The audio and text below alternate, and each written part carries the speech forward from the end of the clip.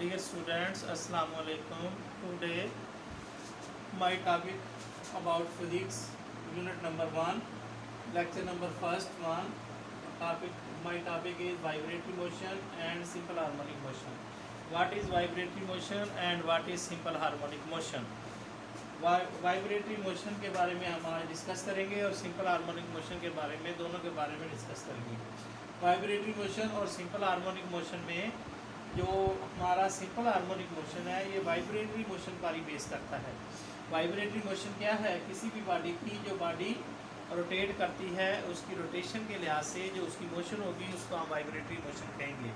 Body कोई भी body है वो टू एंड फ्रो मोशन कर रही है, जैसे एक झूले की हरकत है, उसी के अलावा पेंडुलम की हरकत है, इसी तरह गिटार की हरकत है जो हम बजाते हैं गिटार, तो उसकी मोशन जो पार्टिकल्स की वो आगे पीछे वाइब्रेट करते हैं, एक ख़ास फिक्स पॉइंट के इर्द उनकी वाइब्रेशन होती रहती है। इसी तरह जो झूला है, स्विंग है, उसकी वो जो मोशन है वो एक पॉइंट से आगे पीछे जो है वो मूव करता रहता है।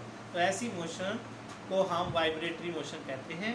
और वाइब्रेटरी मोशन जो जिसम टू एंड फ्रो मोशन करता है उसी बेस पे सिंपल हार्मोनिक मोशन है। और सिंपल हार्मोनिक मोशन जो है ये उन बॉडीज़ पर एक्ट करती है जो टू एंड फ्रो मोशन करते हैं या वाइब्रेटरी मोशन करते हैं। ये एक फिक्स पॉइंट के गिर्द बॉडीज़ जो है वो मूव करती हैं। जब एक बॉडी फिक्स पॉइंट के गिर्द मूव करती है तो उसके अंदर जो है वो एक्सेलरेशन पैदा होता है। जो एक्सेलरेशन पैदा होता है वो एक्सेलरेशन उसके डिस्टेंस x, उसके फासले x के डायरेक्टली प्रोपोर्शनल होता है। हमारे पास एक स्प्रिंग है जिसका मास m है, उसके ऊपर हम एक फोर्स F लगाते हैं। ये जो फोर्स F लगा रहे हैं, इस फोर्स F के लगाने से एक बॉडी जो है वो पहले O पॉइंट पर है। अब जब वो O पॉइंट पर है, इस बॉडी का एक स्प्रिंग है, एक स्प्रिंग जिसको हम जिसके कह लेंगे स्प्रिंग जो है वो उसको हॉरिजॉन्टल रखा गया है और उसकी जो सतह है वो नीचे से बिल्कुल जो है वो हमवार है, प्लेन है। तो उस सतह पर उसको बॉडी को जिसम को स्प्रिंग को रखा गया है, उसके एक सिरे को बांधा गया है, टाइट किया गया है, जबकि दूसरे से स्प्रिंग के दूसरे सिरे के साथ हमने एक बॉडी है जिसका मास m है उसको इसके साथ कनेक्ट किया है। अब ये स्प्रिंग को जैसे हम खींचते हैं, पहले ये पोजीशन O पर होता है स्प्रिंग, जब हम इसको खींचते हैं, खींचने के बाद ये पोजीशन A पर ये स्प्रिंग चला जाता है। जब ये स्प्रिंग हम इसको खींचकर पोजीशन A पर लेके जाते हैं तो यहाँ पर A पर जाकर हम स्प्रिंग को छोड़ देते हैं। जब हम फोर्स F लगाकर इसको यहाँ पर छोड़ते हैं, ये फोर्स F इस स्प्रिंग के अंदर जो है वो चेंज लाती है। इसके जो स्प्रिंग जो है ये फासला डिस्प्लेसमेंट तय करता है। अब ये जो A पर है ये रुकता नहीं है, यहाँ पे जब हम इसको छोड़ते हैं तो ये मोशन वापस जो है बैकवर्ड पोजीशन में मोशन शुरू कर देता है। और ये स्प्रिंग जो है ये A से पोजीशन O पर आता है, O से दोबारा ये जो है पोजीशन B पर, ये O पोजीशन पर फिर जो है इसके अंदर जो है रिस्टोरिंग फोर्स पैदा हो चुकी होती है, जिसकी वजह से ये O पोजीशन पर ये बॉडी जो है वो इस पोजीशन पर रुकती नहीं है, बल्कि इससे आगे ये दोबारा पोजीशन B पर आ जाती है। इस तरह पोजीशन B पर जो है वो बॉडी एक दफ़ा तो हल्का सा रुकती है, यहाँ पे उसका जो यहाँ पे जो है इसकी वेलोसिटी जो है इस साइड पे जैसे B पॉइंट पे आएगा तो इसकी वेलोसिटी जो है B पॉइंट पे पहुँचते पहुँचते आहिस्ता आहिस्ता कम होते होते इसकी वेलोसिटी 0 हो जाती है। और जबकि ये बॉडी जो है फासला जो है ये मैक्सिमम तय कर लेती है, डिस्प्लेसमेंट ज़्यादा से ज़्यादा तय कर लेती है, तो इसका जो एक्सेलरेशन होता है वो A जो है वो B पॉइंट पर मैक्सिमम हो जाता है। इसी तरह जब हम A पॉइंट की बात करते हैं तो ये O से जब A की तरफ हम लेके जाते हैं तो ये इसका फासला डिस्टेंस x जो है ये मैक्सिमम हो जाता है। और इसके अंदर जो फोर्स हमने लगाई है वो फोर्स के अंदर इसके अंदर स्टोर हो जाती है, वो रिस्टोरिंग फोर्स बन जाती है, वो रिस्टोरिंग फोर्स मैक्सिमम हो जाती है। और इसके अंदर जो वेलोसिटी होती है A पॉइंट पर इस तरफ को जैसे जैसे हम जाते हैं तो इसकी वेलोसिटी जो है वो O पॉइंट पर मैक्सिमम है, ज़्यादा से ज़्यादा इसके अंदर क्रिएट होती है। और जैसे जैसे ये डिस्टेंस इसका बढ़ता जाता है उस हिसाब से ये वेलोसिटी इसकी कम होती जाती है, जबकि एक्सेलरेशन A जो है ये इसके अंदर मैक्सिमम हो जाता है। तो इस तरह ये वेलोसिटी और एक्सेलरेशन में भी साथ चेंज आती है, जैसे जैसे फासले में तब्दील आती है उसी तरह इसके अंदर रिस्टोरिंग फोर्स में भी चेंज आती जाती है। तो इसको जो हम डिफाइन करते हैं इसी लिहाज से हम इसको फासले के डिस्प्लेसमेंट x के लिहाज से हम डिफाइन करते हैं कि सिंपल हार्मोनिक मोशन क्या है। ये एक to and fro motion of a body है। कौन सी बॉडी है, कब आकर होती है, जब हम एक फोर्स नेट फोर्स लगाते हैं और ये net force is directly proportional to the displacement x of a body और of a spring massless spring.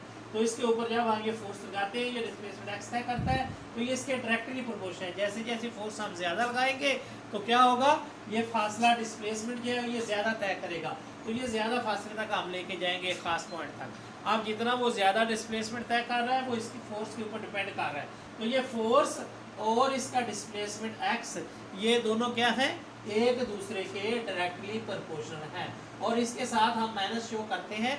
Minus show क्यों करते हैं, क्योंकि जो हमने इसके ऊपर फोर्स लगाई है वो फोर्स इसके अंदर स्टोर हो जाती है, वो स्टोर होने के बाद इसकी रिस्टोरिंग फोर्स बन जाती है और इसकी डायरेक्शन जो है वो अपोजिट होती है। जो हम फोर्स लगा रहे हैं उस फोर्स के ये हमेशा अपोजिट जो है वो ये मूव करती है, उस बॉडी को वापस पहली पोजीशन में लाने की कोशिश करती है।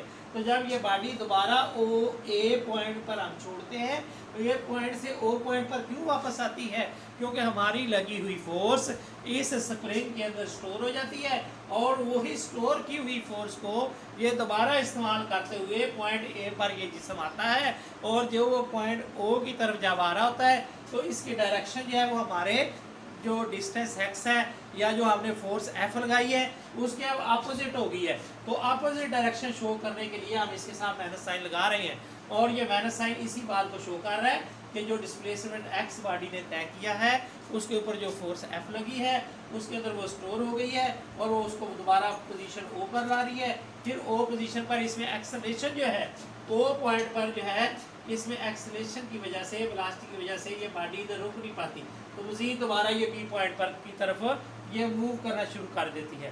बी पॉइंट पर आके ये बॉडी एक दफ़ा रुकती है, इसकी वेलोसिटी कम होते होते बी की तरफ जब ये ए पॉइंट की तरफ जा रही है तो इसकी वेलोसिटी जो है वो कम होना शुरू हो जाए। इसी तरह बी पॉइंट की तरफ जब जा रहा है तो वेलोसिटी इसकी कम होना शुरू हो जाती है, जबकि इसका जो एक्सेलरेशन है वो बढ़ता जाता है, मैक्सिमम होता जाता है।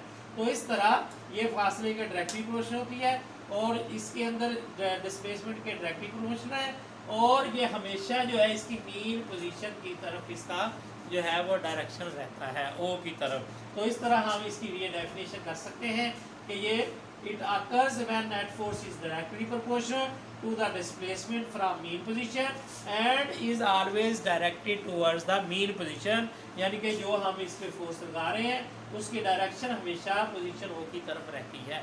अब यहाँ पे हम बारी बारी इनको आगे एक्सप्लेन मजीद करेंगे कि ए पॉइंट पर इसके अंदर क्या चेंज आती है, ओ पॉइंट पर क्या चेंज आती है, इसी तरह इसके अंदर बी पॉइंट पर क्या चेंज आती है। तो ये वेलोसिटी और एक्सेलरेशन की तब्दीलियाँ हैं साथ साथ जो कि हो रही है कि जब बॉडी हमारी ए पॉइंट पर होगा तो उस वक्त इसके अंदर जो है वो हमारा जो फोर्स लगाई गई फोर्स है वो सारी की सारी ए पॉइंट पर पहुंचने के बाद जो इसके अंदर जो वेलोसिटी में जो चेंज है वो सारे का सारा एक्सेलरेशन बन चुका होता है। ठीक है, तो जब वो एक्सेलरेशन बनता है सारे का सारा तो वो एक्सेलरेशन की वजह से ही बॉडी जो है वो आगे पीछे और स्टोरिंग फोर्स की वजह से ये बॉडी आगे पीछे हमारी मूव करती है। तो ये है हमारा आज का टॉपिक। अब आगे इसकी मजीद अगले नेक्स्ट लेक्चर में हम पढ़ेंगे characteristics of simple harmonic motion. तो नेक्स्ट टॉपिक में हम characteristic of simple harmonic motion